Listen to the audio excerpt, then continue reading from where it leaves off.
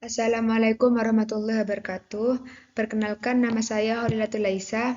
Di sini saya akan menjelaskan tentang maksimalisasi laba dan peramalan penjualan, yakni untuk memenuhi salah satu tugas mata kuliah penganggaran yang diampu oleh Bapak Solehuddin. Yang pertama adalah maksimalisasi laba. Apa itu maksimalisasi laba? Maksimalisasi laba mengacu pada proses di mana perusahaan bertujuan untuk meningkatkan labanya semaksimal mungkin. Dengan kata lain bisa disimpulkan, maksimalisasi keuntungan melibatkan peningkatan pendapatan dan penurunan biaya untuk mencapai tingkat keuntungan setinggi mungkin. Maksimalisasi keuntungan sendiri juga merupakan prinsip ekonomi yang berupaya memaksimalkan laba bersih suatu bisnis, memungkinkannya beroperasi dengan efisiensi tertinggi dan dengan biaya serendah mungkin. Kata kunci dari maksimalisasi laba ini yakni keuntungan, memaksimalkan keuntungan. Namun, memaksimalkan keuntungan tidak selalu berarti meningkatkan penjualan atau menurunkan biaya, namun mencari cara bagaimana perusahaan menjadi lebih efisien dan menguntungkan. Pada slide selanjutnya, terdapat beberapa cara-cara untuk memaksimalkan laba. Cara pertama yakni menaikkan penjualan atau omset.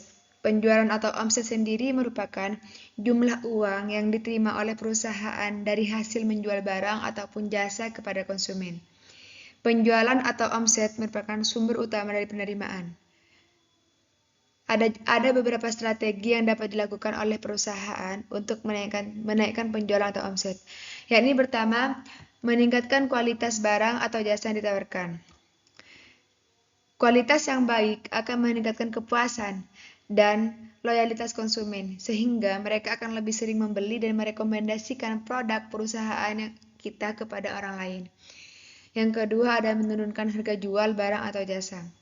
Menurunkan harga jual atau barang atau jasa, harga yang rendah akan menarik minat konsumen untuk membeli produk perusahaan, terutama jika produk tersebut memiliki nilai tambah atau diferensiasi yang kuat dibandingkan dengan produk pesaing. Yang ketiga yakni melakukan promosi dan pemasaran yang efektif. Promosi dan pemasaran adalah cara untuk menginformasikan dan meyakinkan konsumen tentang keunggulan dan manfaat produk perusahaan. Promosi dan pemasaran sendiri dapat dilakukan melalui berbagai media, yakni bisa iklan, browser, website, sosmed, dan lain-lain.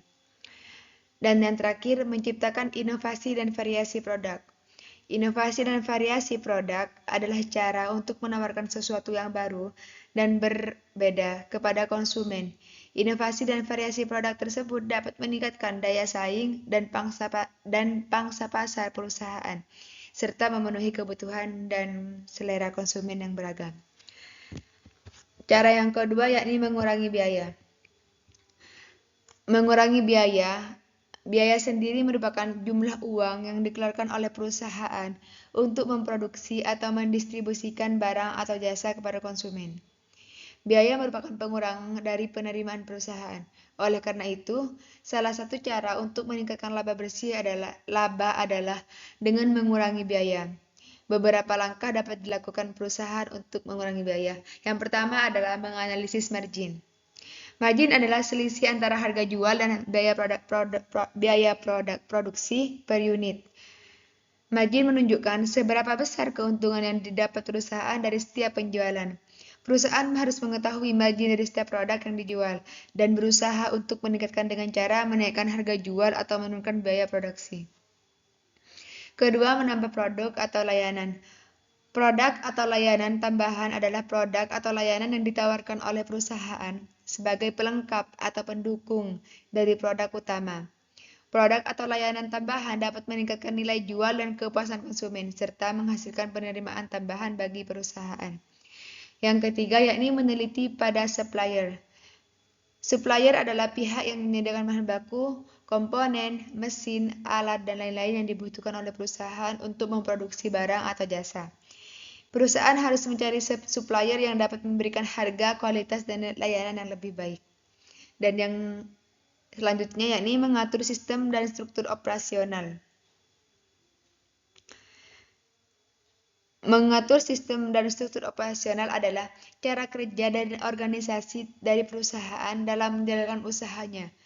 Perusahaan hanya mengatur sistem dan struktur operasional yang efisien dan efektif, sehingga dapat menghemat waktu, tenaga, dan biaya. Dan cara yang terakhir yakni memperhatikan perputaran persediaan.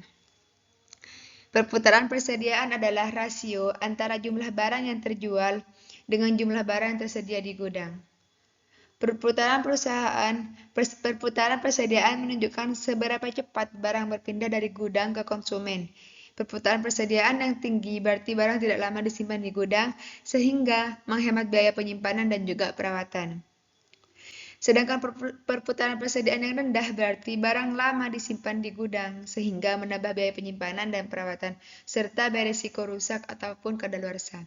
Oleh karena itu, perusahaan harus memperhatikan perputaran persediaan dan berusaha untuk meningkatkannya dengan cara yang pertama yakni menyesuaikan jumlah produksi dengan permintaan pasar. Perusahaan itu harus memproduksi barang sesuai dengan jumlah yang dibutuhkan konsumen, sehingga tidak terjadi kelebihan atau kekurangan persediaan. Yang kedua, melakukan pengendalian kualitas perusahaan. Perusahaan harus melakukan pengendalian kualitas terhadap barang yang diproduksi, sehingga barang yang dijual memiliki standar yang baik, tidak cacat atau rusak. Yang ketiga, yakni melakukan pengelolaan gudang. Yang terakhir, yakni melakukan pengelolaan gudang. Perusahaan harus melakukan pengelolaan gudang yang baik, sehingga barang yang disimpan dapat diatur dengan rapi dan mudah dicari. Perusahaan juga harus melakukan inventarisasi secara berkala, sehingga dapat mengetahui jumlah atau kondisi barang yang ada di gudang. Nah, pada slide selanjutnya yakni tentang peramalan penjualan. Di sini saya lampirkan beberapa definisi menurut para ahli mengenai peramalan penjualan. Definisi pertama mengungkapkan bahwa peramalan adalah perhitungan yang objektif dan dengan menggunakan data-data masa lalu untuk menentukan sesuatu di masa yang akan datang.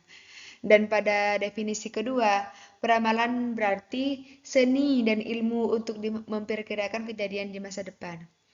Dan selanjutnya, forecasting ataupun peramalan adalah memperkirakan sesuatu yang akan terjadi.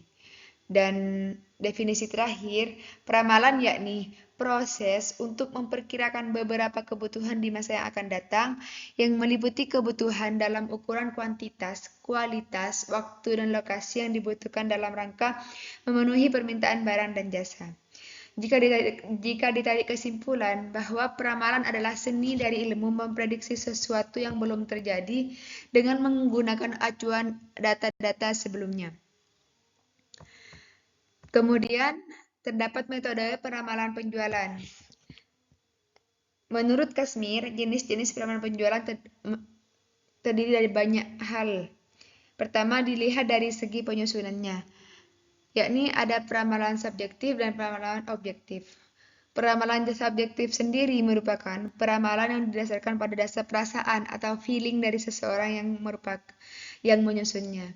Sedangkan yang kedua peramalan objektif, yakni peramalan yang didasarkan atas data dan informasi yang ada, kemudian dianalisis dengan menggunakan teknik atau metode tertentu. Kedua, jika dilihat dari segi jangka waktu, peramalan dibagi menjadi 3, yakni jangka panjang, jangka pendek, dan jangka menengah.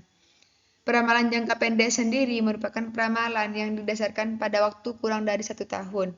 Sedangkan peramalan jangka menengah merupakan peramalan yang didasarkan pada rentang waktu dari 1 tahun sampai 3 tahun.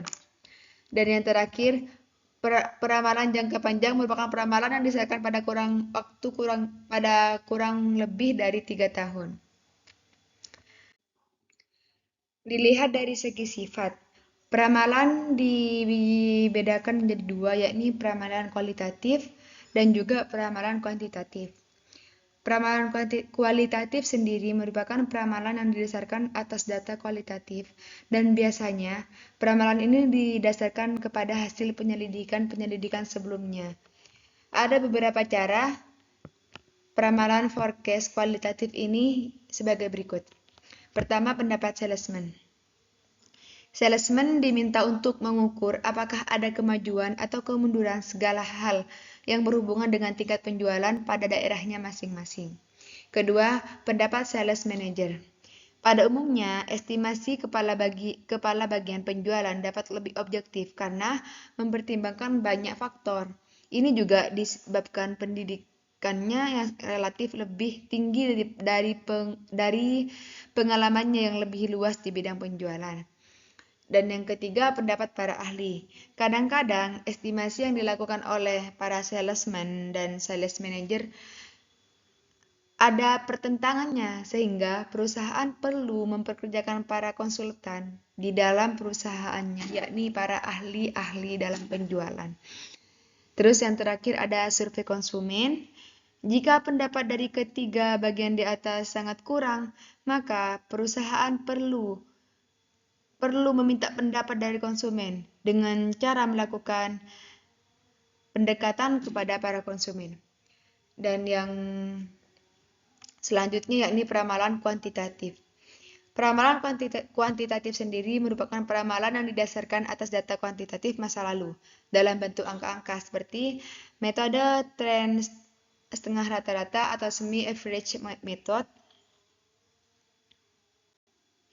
Kedua ada metode tren moment atau moment method.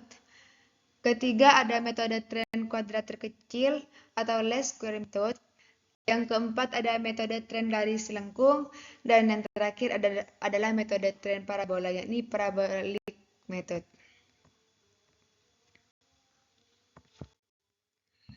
Dan hanya ini yang dapat saya sampaikan, kurang lebihnya saya mohon maaf. Assalamualaikum warahmatullahi wabarakatuh.